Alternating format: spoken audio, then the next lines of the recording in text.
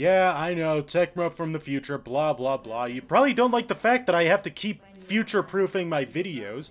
So, later on in this video, I say that I have multiple hours in old games, and 3 of the games that I point out are Titanfall 2, Sea of Thieves, and Satisfactory. I am fully aware that these are not new games by any metric. However, I was only saying those ones because they haven't been tainted by business practices from this year or last year.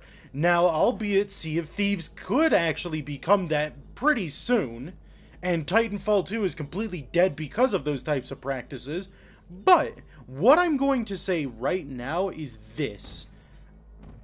I do have a lot of hours in some older games, like genuinely old games. Here are some examples. I have 101 hours in Unreal Tournament 3. I have 218.8 hours in Half-Life 2 Episode 2, specifically because I used to mod the game, and I have 1,600 hours in Gary's mod.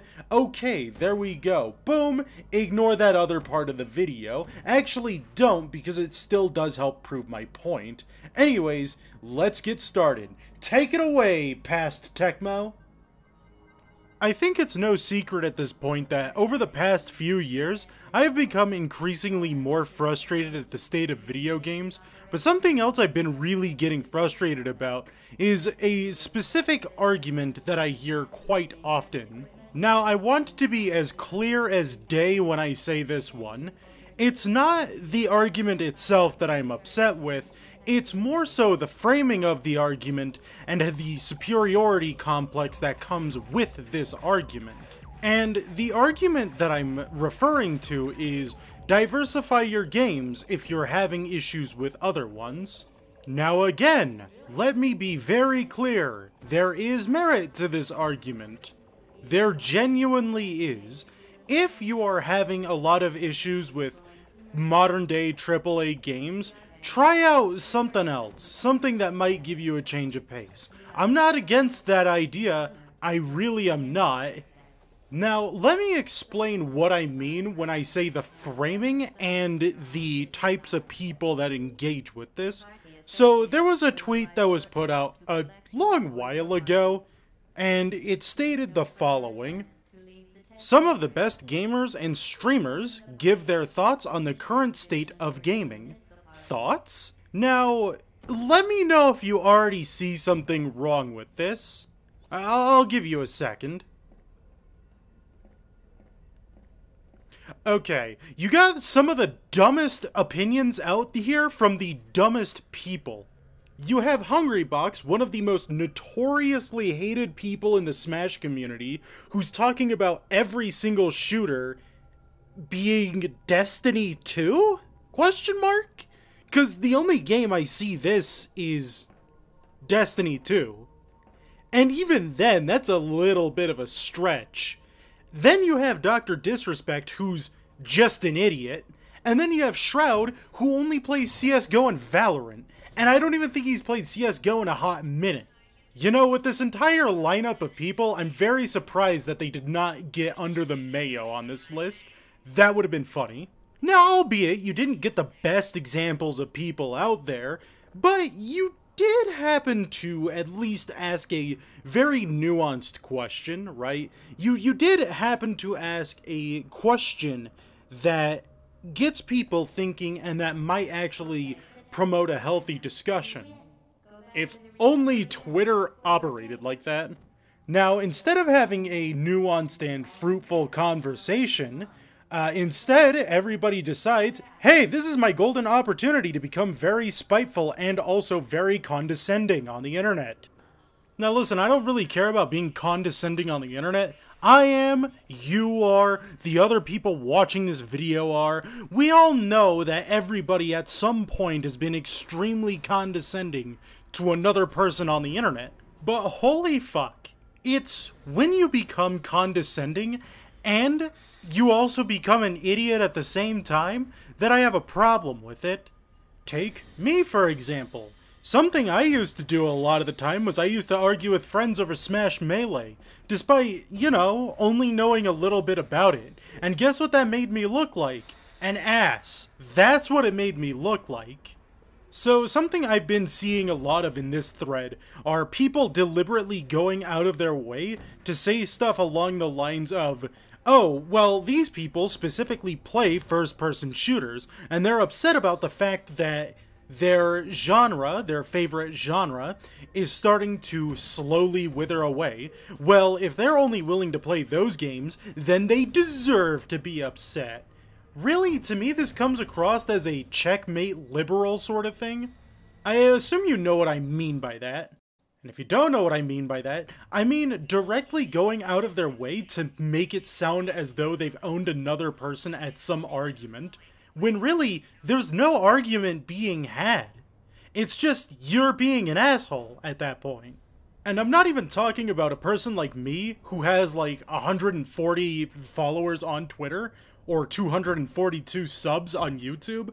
I'm not talking about people like me, like small-time content creators or small-time people on the internet.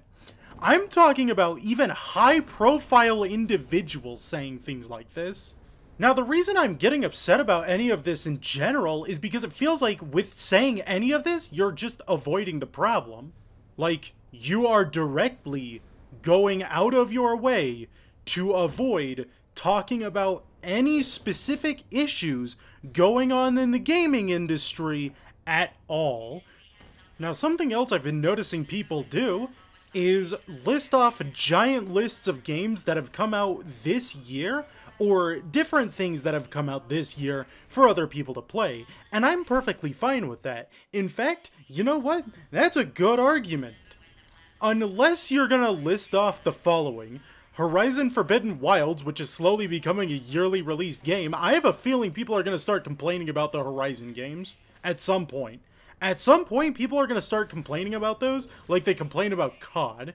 Or World of Warcraft Dragonflight, an expansion for a game from 2004. Or what about Destiny 2 The Witch Queen, a paid expansion for one of the most soulless live service games from 2017. Or Fortnite Chapter 4, a free expansion for the most soulless live service game from 2017. Or Pokemon Scarlet and Violet, where it's broken as fuck. Or Guild Wars 2, End of Dragons, which is an expansion for a game from 2012. Okay, well, credit where credit is due. I'm not a big fan of Souls-likes, but I've been hearing a lot of good stuff about Elden Ring, even though, again, I'm not a big fan of Souls-likes, and even though I shit-talk it sometimes with my friends, you know, I've been actually a little bit compelled to try it out. Or God of War Ragnarok. I've also heard good stuff about it. Stray is pretty good, Cult of the Lamb is pretty good, Tunic is pretty good. There are some good games in here. I'm not gonna discount that. So something else I've been noticing people say in this thread is Slay the Spire's a good game, Bayonetta's a good game, Devil May Cry 4 is a good game, etc, etc, etc. Okay, now that's cool. The problem is that now you're using a game like Bayonetta, a game from 2007, in an argument talking about games in 2022. No shit, I know that old games are good. That's why I have 129 hours in Titanfall 2. Or 146 in Sea of Thieves. Or 52 in Satisfactory. Oh, and Lord forbid me mentioning Halo Wars Definitive Edition, which I have 151 hours in. Another thing that I want to poke at this argument a little bit is the fact that everything is extremely expensive, especially if we are talking about modern-day AAA games. Take a look at Destiny 2 The Witch Queen. Sure, right now it's 50% off. But when it's not the Steam Winter Sale, it's $40. And the same thing goes for Elden Ring. Here's the price of Elden Ring. Currently, on the Steam Winter Sale, it is 30% off, meaning that it's $41.99. However, it is normally $60. I can't just sink $60 randomly on some game. Now, I hear you say, Techmo, then get a job. Here's the thing, I already have one, and guess what? I get paid a few dollars above minimum wage. Not a lot. Not a lot to just sink down on video games when I've got shit to pay for. In fact, the only reason why I have the new MW2 is because a friend of mine foot the bill because he was just being a nice guy and wanted to play a game with me. Which, you know what? Thank you, Fluffy. Thank you. I'm just gonna say that right there. Before I conclude this video, I do want to say this. The indie game scene also has problems. Take a look at this year's Steam Awards. Now take a look at the bottom category. You have two games. You have Vampire Survivors and you have Brotato. Do you notice anything about these two games? Yeah, they're literally the same game. One of them is just more popular than the other. That's it. And the same thing goes with the entire boomer shooter trend. I want to say I know of about at least 5 different boomer shooters that came out this year. So, we're running out of inspiration in that department, fellas. And in the roguelike department. And in the survival game department. We're just running out of ideas. Especially in the indie game department. So, I don't even know at this point. Now, I'm going to conclude with this. If you like any of the games that I just talked about, hey, listen, okay? Don't take my opinion as gospel.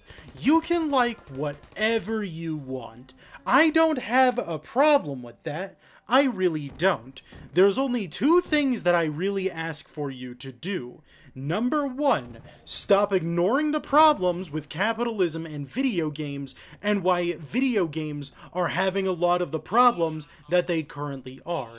And 2, stop rubbing it in people's faces. Seeing comment threads like this doesn't help bolster your argument. It just makes you look like an asshole. Anywho, thanks for watching. I hope you enjoyed this video. Leave a like, comment, and subscribe, and hit that bell notification as well, as it really does help out the channel. And I'll see you in the next one. Techmo, out!